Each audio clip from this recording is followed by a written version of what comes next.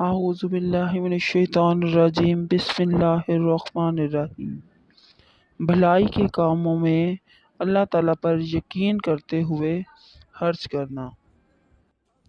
حضرت ابو ہریرہ رضی اللہ تعالیٰ عنہ بیان کرتے ہیں، نبی اکرم صلی اللہ علیہ وآلہ وسلم نے ارشاد فرمایا ہے، جب بھی بندے خرچ کرتے ہیں تو دو فرشتے نازل ہوتے ہیں۔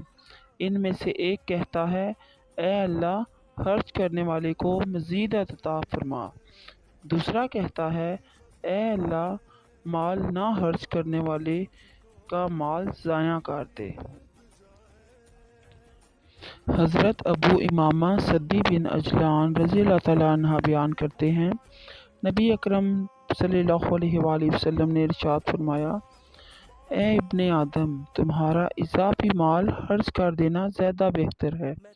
اگر تم اسے روک کر رکھو تو یہ تمہارے لیے برا ہے، اور جو تمہاری ضرورت کے مطابق ہو اس پر تمہیں ملامت نہیں کیا جائے گا، اور جو تمہاری زیر کفالت ہوں تو اپنے خرچ کا آغاز ان سے کرو، اور اوپر والا ہاتھ نیچے والے ہاتھ سے بہتر ہوتا ہے۔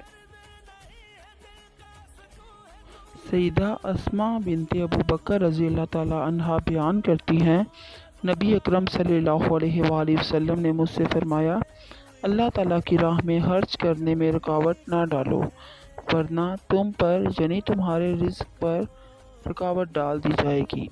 ایک روایت میں یہ الفاظ ہیں، تم خرچ کرو، صرف کرو اور گن کر خرچ نہ کرو، ورنہ اللہ تعالیٰ بھی تمہیں گن کر عطا کرے گا، اور روکو نہیں ورنہ اللہ تعالیٰ بھی تم سے روک لے گا۔